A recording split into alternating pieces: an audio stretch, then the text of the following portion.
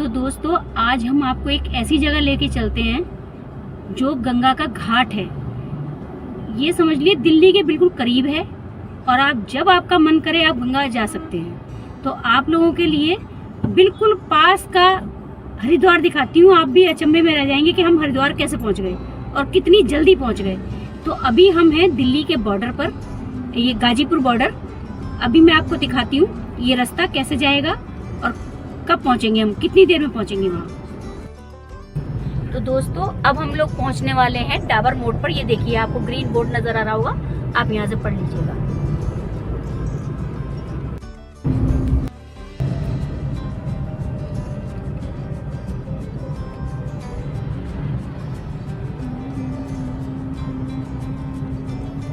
तो देखिए दोस्तों ये लेफ्ट हैंड साइड को तो डाबर पड़ेगा।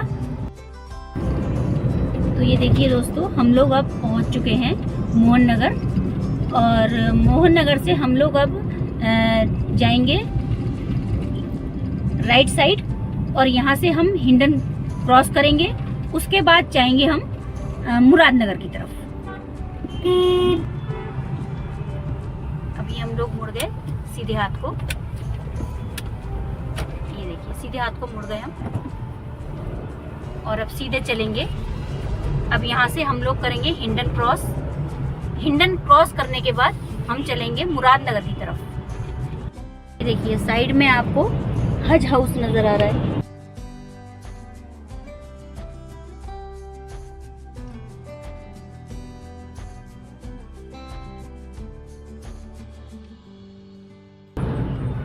ये है रैपिड रेल का मुख्य स्टेशन गाजियाबाद का। तो दोस्तों ये वही रास्ता है, वही रोड है जो पहले हम दिल्ली से गाजियाबाद, गाजियाबाद से मेरठ और मेरठ से हरिद्वार जाया करते थे। ये वही रोड है, पुराना रोड।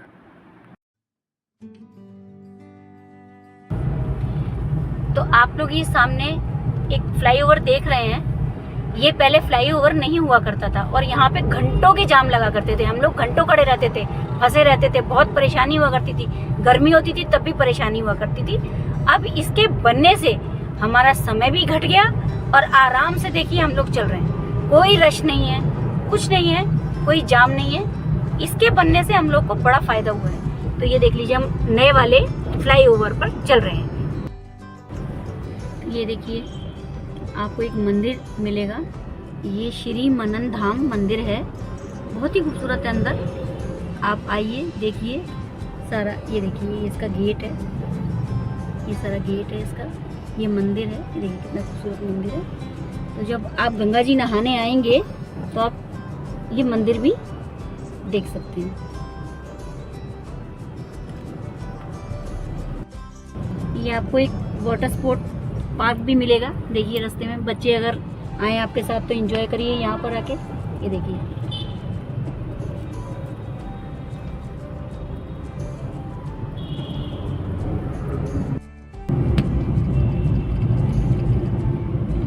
तो अब हम लोग मुरादनगर क्रॉस कर चुके हैं।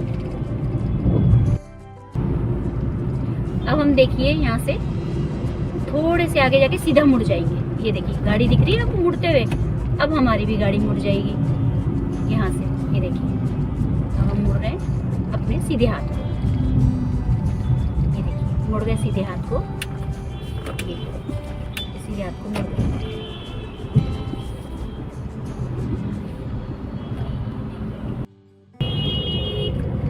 आप लोग बहुत अचंभे में होंगे कि हम 2 से 3 मिनट बाद हरिद्वार पहुंच जाएंगे।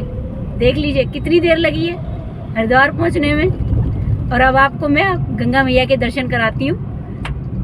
तो ये देखिए अब आपको लग रहा है ना कि हम लोग हरिद्वार में आ चुके हैं। तो दोस्तों ये हरिद्वार नहीं है, ये छोटा हरिद्वार है। ये देखिए ये है हरिद्वार ही, पर इसको छोटा हरिद्वार बोलते हैं। ये रुड़की वाला हरिद्वार नहीं है, ये मेरठ के पास मुरादनगर वाला हरिद्वार है।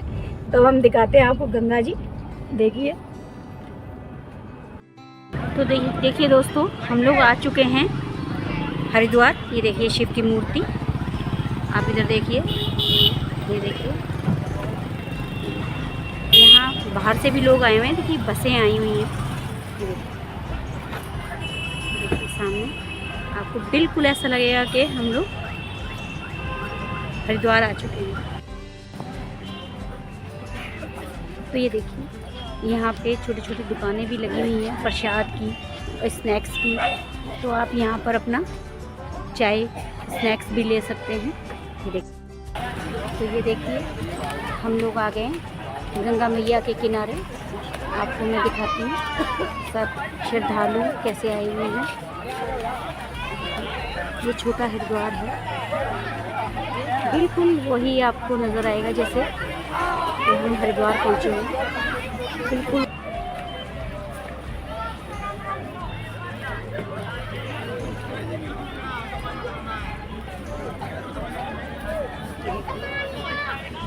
बिल्कुल ऐसा लगेगा कि आप किसी गंगा के हरिद्वार वाली गंगा के किनारे आ गई हैं।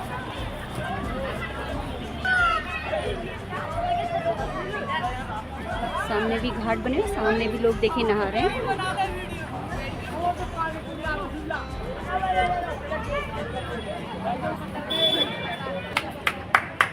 ये देखिए नाव है, आप यहाँ से नाव में भी सैर कर सकते हैं, नौका विहार कर सकते हैं आराम से। ये देखिए नाव है, ये मोटर बोट है, मोटर लगी हुई है।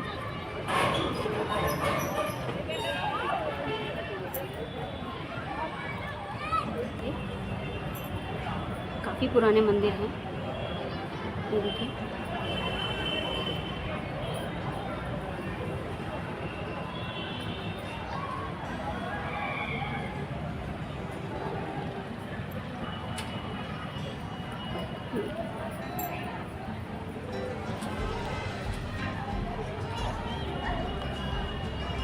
ये शनिदेव का मंदिर है।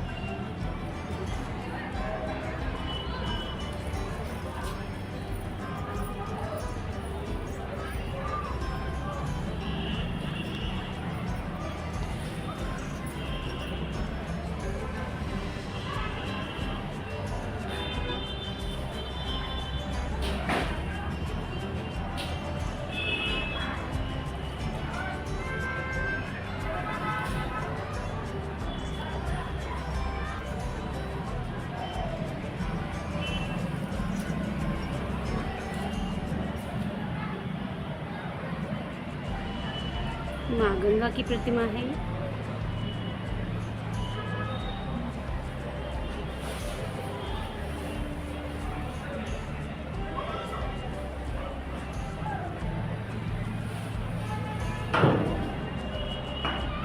दोस्तों यहाँ पर बंदर काफ़ी है, बच के रहिएगा बस।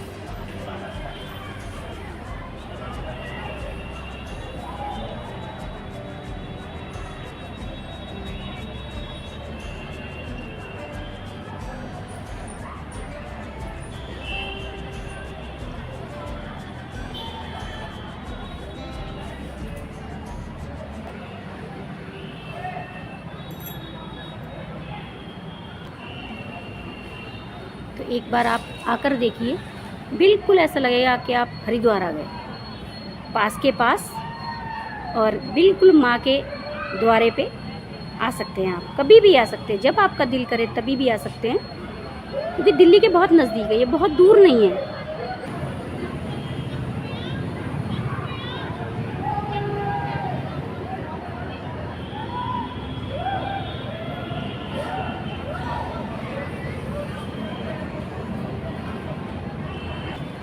नौका की सवारी करके देखिए, ये नौका का आनंद उठाया जा रहा है। आप भी आ सकते हैं, आप भी। मोटर बोट लगी हुई है इसमें, आप भी आके आनंद ले सकते हैं मोटर बोट का।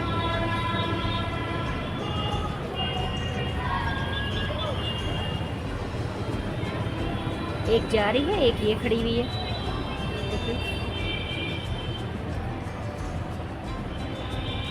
उस साइड भी बहुत सुंदर सुंदर मंदिर हैं। फिर आपको उसी के बगल में अच्छे होटल भी हैं 2-3, वहाँ भी जा सकते हैं आप लोग कुछ खाने पीने के लिए। तो ये हम साल भर से यहाँ रह रहे हैं, छोटा हरिद्वार में। यहाँ के व्यवस्था कुल ठीक ठाक चल रहा है। और हमारे महंत जी गोस्वामी जी भी यहाँ का महंत है। साँझ सुबह हवन भी रोज करते हैं, 10 बजे रात तक रहते हैं। क्या क्या रखते हैं आप अपने दुकान में? यहाँ पूजे का सामान जो भी मिलेगा, पूजा का सामान मिलेगा, दीपदान, प्रसाद मिलेगा, इलायची मुरमुरे का प्रसाद, और केन भी मिलेगा। जल भरने के लिए केन भी यहाँ रखा हुआ है। और भगवान लोग के लिए कुछ चुन्नी और कुछ सब व्यवस्था रखे हैं दुकान में।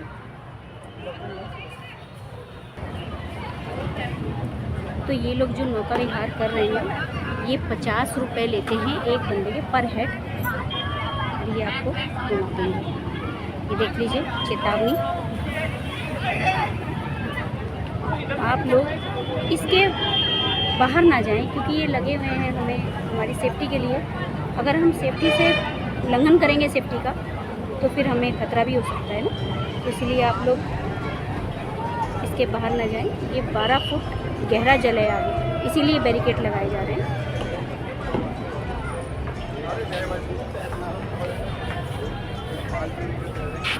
ये कुछ सीढ़ियाँ भी बनी हुई हैं वैसे घाट की तरह, आराम से बैठ के नहाइए सीढ़ियों पर।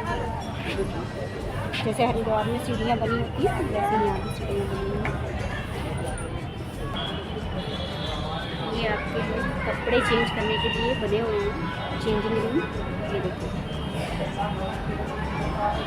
ये चेंजिंग रूम में बने हुए सारे लोग आ गए नौका विहार करके। केवल 50 रुपये लेते हैं और आपको एक फेरी लगा के ले आएंगे उस घाट की तरफ। यहाँ से परली पार भी मंदिर भी हैं, चेंजिंग रूम भी बना रखे हैं। आराम से देखिए कपड़े बदल रहे हैं लोग वहाँ। सामने आपको मैं थोड़ा बड़ा करके दिखा देती हूँ। ये देखिए चेंजिंग रूम भी हैं और वहाँ छोटे छोटे मंदिर भी हैं। एक ही नहीं है, काफ़ी हैं। आप चाहे उधर चले जाइए चाहे इधर आ जाइए। उस साइड है तो आप उस साइड चले जाइए, इधर आ रहे हैं तो आप इधर आ जाइए। दोनों एक जैसे हैं। सीढ़ियाँ भी बनी हुई हैं और देखिए सारे बैरिकेड भी लगे हुए हैं, सारा कुछ है वहाँ पर भी। तो आप जहाँ चाहें वहाँ नहाएं, इधर या उधर। नंदी जी भी बैठे हुए हैं, शंकर जी की मूर्ति बीच में लगी हुई है जैसे हरिद्वार गंगा में लगी हुई थी।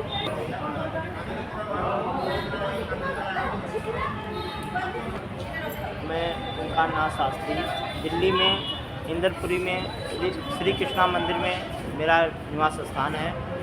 और मैं काफ़ी वर्षों से यहाँ छोटा हरिद्वार में आता हूँ और काफ़ी जजमान को लेकर आता हूँ। ये स्थान भी हमको सुंदर लगता है और कोई भी अनुष्ठान, यज्ञ, पूजा पाठ का जो भी कुछ सामग्री होता है यहाँ करने में मुझे पूर्ण शांति मिलती है। और जैसे हरिद्वार, मुझे मेरे मन में तो ये दोनों श्रद्धा है कि जैसे हरिद्वार वैसे ये जल में मुझे कोई फर्क नहीं है।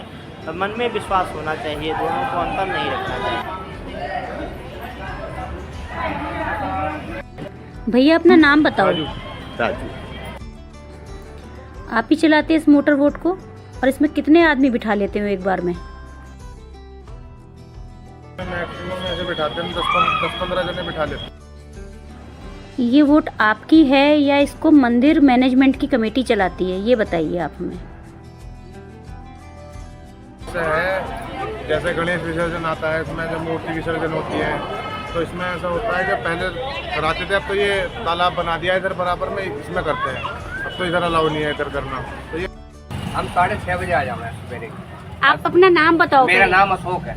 अच्छा, आप कितने बजे आ जाते हो? 6:30 बजे। अच्छा, आप क्या क्या बेचते हो? चाय, कोल्ड ड्रिंक, प्रसाद, सब कुछ। अच्छा, तो बढ़िया। चाय तो बहुत बढ़िया पिलाते हो, हम भी पी रहे हैं आपकी दुकान पे। देखो जब पता लगेगा आपको। सही बात, सही बात। बन रही है या हाँ। आप शाम को कितने बजे तक रहते हो यहाँ पर? 8-8:30। 8-8:30। अच्छा, यहाँ पे मंदिर में आरती होती है? दोनों टाइम? गंगा आरती दोनों टाइम होती है? हाँ जी, सुबह शाम। अच्छा, चलो आप अपना नंबर बता दो तो लोग। 89 हाँ बोले। 79 35 71 है सिस्टू। तो दोस्तों ये यहाँ के मुख्य पुजारी हैं मुकेश गोस्वामी जी। पंडित जी नमस्कार। तो जैसा कि पंडित जी हम देख रहे हैं आप कई सालों से हैं यहाँ पर और हम भी कई सालों से आ रहे हैं, तो अपने बारे में बताइए कि आप कितने सालों से यहाँ हैं। और पंडित जी एक आपसे प्रश्न पूछना चाहती हूँ, मैं हमेशा पूछना चाहती थी लेकिन आज आपसे पूछ ही लेती हूँ कि इसको छोटा हरिद्वार क्यों कहते हैं। आप ही बता सकते हैं कि इसको हम छोटा हरिद्वार क्यों कहते हैं, इसको बड़ा हरिद्वार क्यों नहीं कह सकते, इसको हरिद्वार क्यों नहीं कह सकते। और पंडित जी मैं आपसे ये भी पूछना चाहती हूँ, जैसे हम लोग हरिद्वार जाते हैं, ऋषिकेश जाते हैं और वहाँ पर जैसे हम आरती देखते हैं सुबह शाम की, क्या यहाँ पर भी वो आरती होती है, और होती है तो कब कब होती है, हमें ये भी बताएं। ये प्रश्न पंडित जी मैं आपसे इसलिए पूछ रही हूँ कि जो हमारे व्यूअर्स देख रहे हैं उनको ये पता चल सके कि आरती का समय क्या है और कितने बजे ये आरती होती है और कैसे होती है। देखिए, आपने पहला प्रश्न किया कि आप कितने वर्षों से हैं, तो मेरा जन्म यहीं पर हुआ है। हमारे पिताजी, हमारे बाबा यहीं सेवा किया करते थे। बाबा खचेड़ीगुरी हमारे थे, वो हमारे को वो यहाँ सेवा किया करते थे। तो रहा दूसरा, आपने बताया कि छोटा हरिद्वार क्यों कहा जाता है। ये मन से छोटा है, मन से छोटा नहीं है, स्थान में छोटा है। जो हरिद्वार में पूजा पाठ हमारी पौराणिक मान्यताएं, हम पूजा पाठ करने की यहाँ भी मान्यताएं होती है, यहाँ भी हवन होते हैं, पूजन होते हैं। उसी विधि में अनुसार जो है पूजन होते हैं, पाठ होते हैं, हवन होते हैं, लोग अस्थि विसर्जन करते हैं, पिंडदान करते हैं, जो भी हरिद्वार में हम करते हैं। हरिद्वार बहुत बड़े जगह में है, ये इसलिए उसको बड़ा हरिद्वार का, ये छोटी जगह में इसलिए इसको छोटा हरिद्वार कहा गया है। ऐसा नहीं है, लोग आने वाले जो श्रद्धालु हैं उनकी आस्था जितनी हरिद्वार में, इतनी आस्था यहाँ पर है। तो पंडित जी जैसे मैंने आपसे आरती के बारे में पूछा है, दोनों टाइम आरती कब होती है, ऐसे ही मुझे आप एक इसका मार्गदर्शन करिए कि ये जो शिव मंदिर हमको दिख रहा है ये कितना पुराना है और कब से है। ये मंदिर बहुत पुराने हैं। होता है क्या है कि आप देखते हो कि आप भी किसी जब छोटे मकान में रह रहे थे, आपकी दूसरी पीढ़ी है उसने उसको तोड़कर थोड़ा और बड़ा बना लिया। तो इस तरह से यहाँ भक्तजन आते रहते हैं। कोई कहते हैं साहब ये मंदिर का थोड़ा और इसका जीर्णोद्धार करा दीजिए। तो ये भक्त जैसे जैसे आते रहते हैं, अपने आप ही भक्तों के साथ में जो है इसका जीर्णोद्धार होता जाता है। आप किसी को रोक नहीं सकते, किसी की आस्था को नहीं रोक सकते, निर्माण करने के लिए नहीं रोक सकते। भाई अगर कोई चाहे कि साहब ये मूर्ति जो है छोटी बड़ी होनी चाहिए, छोटी मूर्ति बड़ी होनी चाहिए, तो आप उसमें सहयोग करेंगे। अच्छा ठीक है भाई, आप बड़ी मूर्ति स्थापित करा दीजिए। तो इस तरह से मंदिर का विकास अपने आप होता गया। देश विदेश से श्रद्धालु आते गए और मंदिर का विकास होता रहा। आरती का, आरती जिस प्रकार गंगा जी के हरिद्वार में होती है इसी प्रकार यहाँ होती है। ढोल नगाड़े के साथ होते हैं, ढोल मंजीरों के साथ होती है, भव्य होती है, माइक के द्वारा होती है। प्रातः 7 बजे होती है, शाम को भी 7 बजे होती है। और यहाँ की आरती की जो गंगा आरती की विशेषता है, पहले हम शनि जी की आरती 40 करते हैं, हनुमान जी का 40 आरती करते हैं, शिव जी का 40 आरती करते हैं, उसके बाद गंगा जी की आरती करते हैं। और जो सबसे बड़ा आकर्षण का केंद्र होता है, जो भक्तों को मन मोह लेता है, वो शाम के समय क्या होता है, जब हम गंगा जी की आरती करते हैं उसके बाद में दिव्य दीप दान किया जाए। तो दीप जो होते हैं सभी श्रद्धालु यहाँ से लेकर वहाँ तक सब बैठ जाते हैं और गंगा जी में जब दीप प्रज्वलित करते हैं, एक बहुत ही मनोरम, बहुत ही विहंगम दृश्य होता है जो मन को, सभी आने वाले श्रद्धालुओं के मन को मोह लेता है।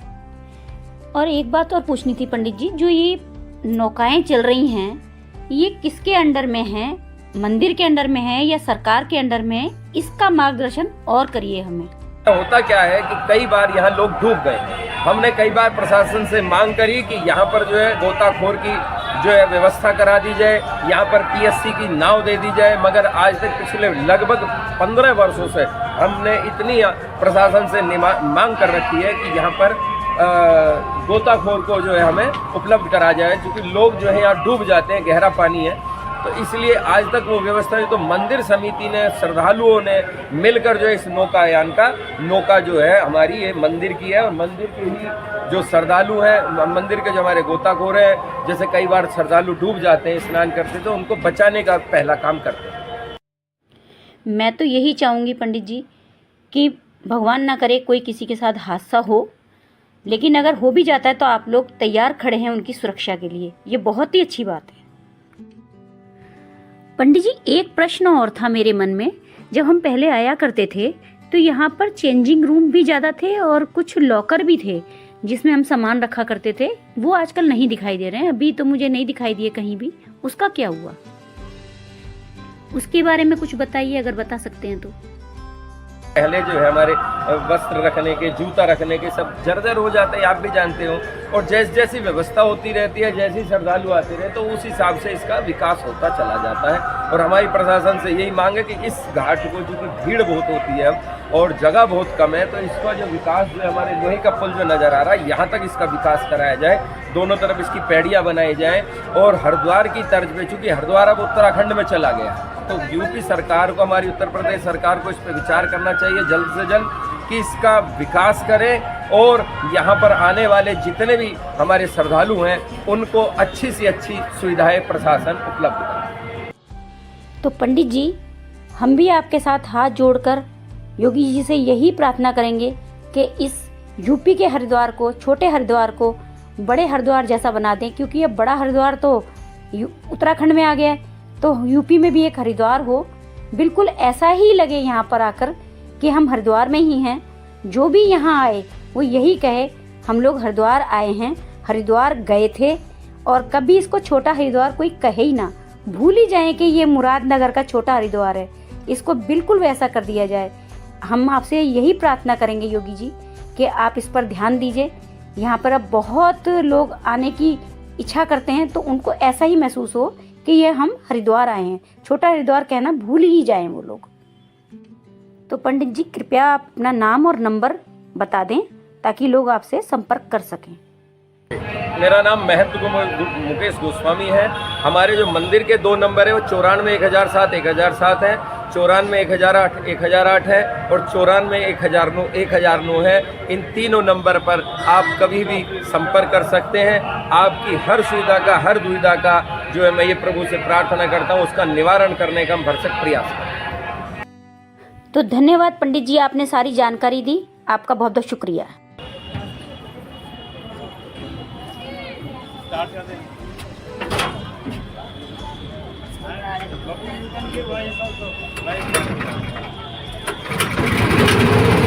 चलिए हम भी चलते हैं अब नौका की सैर करने। ये